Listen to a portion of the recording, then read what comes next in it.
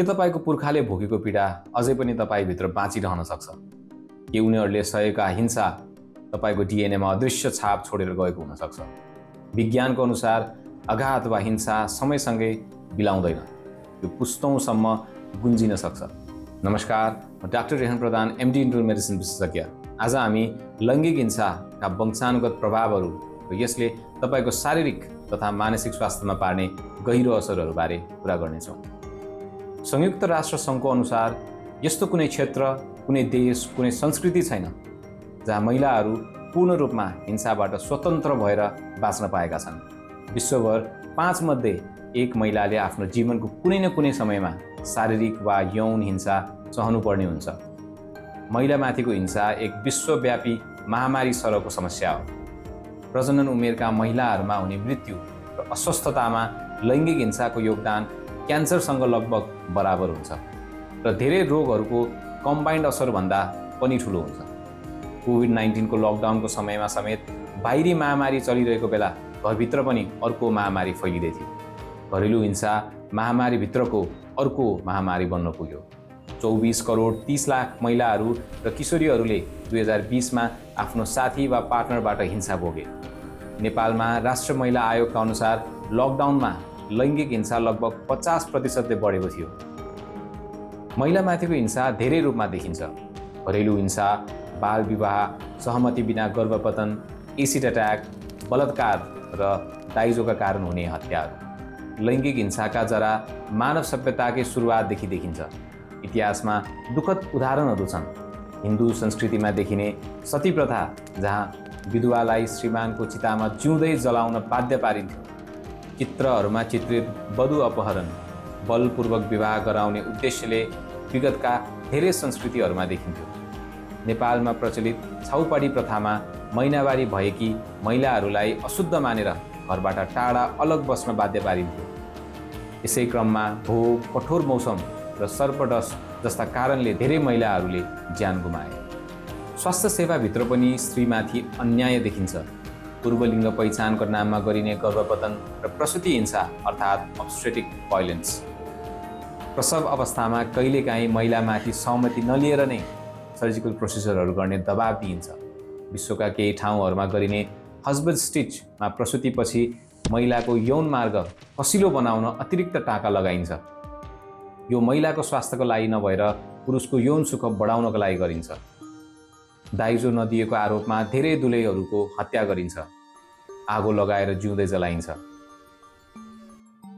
ओढारभित्र लुकेका नीलडामहरूमा बोल्न नसक्ने मौनतामा सामाजिक मान्यता नमान्दा बोक्सीको आरोपमा समाजमा लैङ्गिक हिंसा अझै पनि व्यापक रूपमा देखिन्छ। 13 वर्षीय बालिकाको बलात्कार र हत्याको घटना राष्ट्रकै आक्रोश र न्यायको लागि उठेको आवाजको प्रतीक बन्न पुग्यो।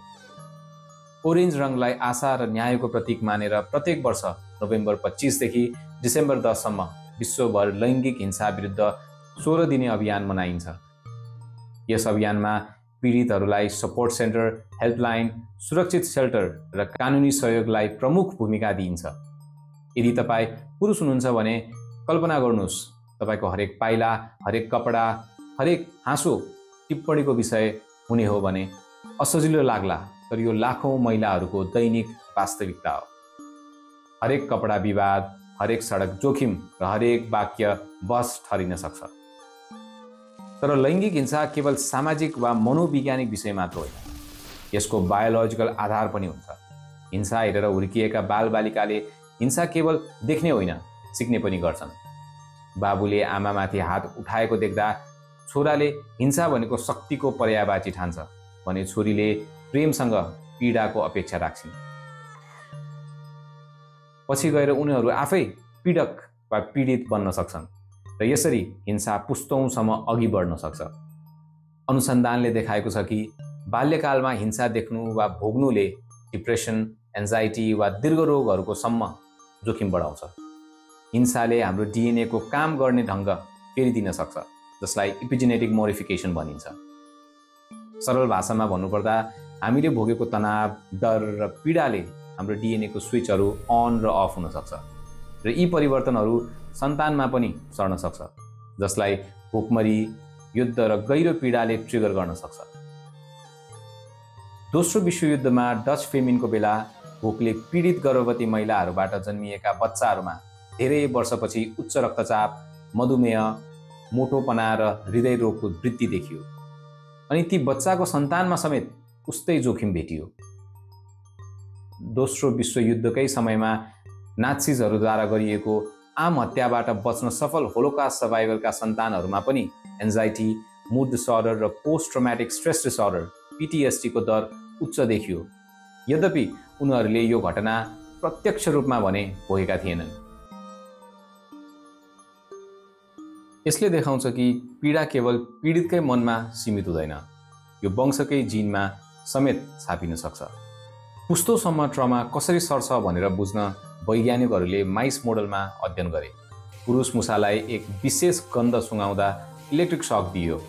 उनीहरूले त्यो गन्ध थाहा पाउने बित्तिकै खतरा भनेर डराउन थाले। अचम्मको कुरा, कहिले झट्का नपाएका ती मुसाका बच्चाले पनि उही गन्धबाट डराएको देखियो। अर्थात् गन्धलाई खतरा भन्ने जानकारी जिन मार्फत मुसाको 2 पुस्तासम्म सरेको देखियो।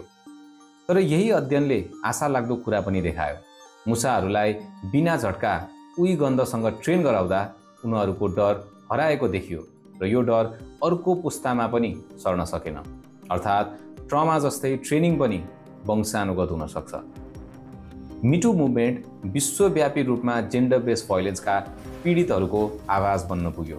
यसले देखायो कि लैङ्गिक हिंसा विश्वव्यापी समस्या हो र विकसित देश होस् या उच्च वर्ग, कुनै पनि समाज लैङ्गिक हिंसाबाट पूर्ण रूपमा मुक्त हुँदैन। कहिलेकाहीँ सबैभन्दा परिपूर्ण देखिने सम्बन्धको मुस्कान पछाडि पनि हिंसा लुकेको हुन्छ। जहाँ मौनतालाई पुरस्कार दिइन्छ त्यहाँ हिंसा फस्ट्याउँछ। तर यो अँध्यारो बीच केही उज्यालो किरणहरू पनि छन्, धेरै डिजिटल स्वरूपमा। टेक्नोलोजी अहिले हिंसा विरुद्धको हतियार बन्न थालेको छ। अनलाइन हेल्पलाइन, सोसियल मिडिया र मोबाइल एप्सहरूले महिलालाई गोप्य रूपमा सहायता खोज्ने बाटो दिएका छन्। साइबर हरासमेन्ट पहिचान गर्न सक्ने AI बेस्ड प्रणालीहरू विकास भइरहेको छ। नेपालमा one stop crisis management centre OCMC ले एकै छानामुनि स्वास्थ्य उपचार, कानुनी सहायता, मनोपरामर्श जस्ता सेवाहरू उपलब्ध गराउँदैछ। तर प्रविधि मात्रले पुस्तौँको घाउ निको पार्दैन। उपचार घर, समाज र व्यक्तिगत सोच परिवर्तनबाट सुरु हुन्छ। हिंसाको रोकथाम केवल सजाय मात्र होइन, हिंसाको जरा नै नबस्ने संस्कृति बनाउन आवश्यक छ। जब बुबाबाट छोराले बल भनेको पुरुषार्थ होइन र आमाबाट छोरीले मौनता नै मर्यादा होइन भनेर सिक्छन्, त्यहाँबाट जेन्डर बेस्ड भायोलेन्सको अन्त हुनेछ। आजको हिंसा भोलिको बायोलोजीमा लेखिन्छ र आजको एक सहानुभूति भोलिको उपचार बन्न सक्छ। त्यसैले यदि हजुरआमाको पीडा तपाईँको DNA मा छ भने उनको साहस, करुणा र प्रेम पनि बस्न सक्छ। यदि यो विषय तपाईँलाई मन पर्यो भने भिडियोलाई लाइक गर्नुहोस्, साथीहरूसँग सेयर गर्नुहोस् र च्यानललाई सब्स्क्राइब गर्न नबिर्सिनुहोस्। मौनता तोडौँ, हिंसा रोकौँ र अर्को भिडियोमा पक्कै भेट्नेछौँ।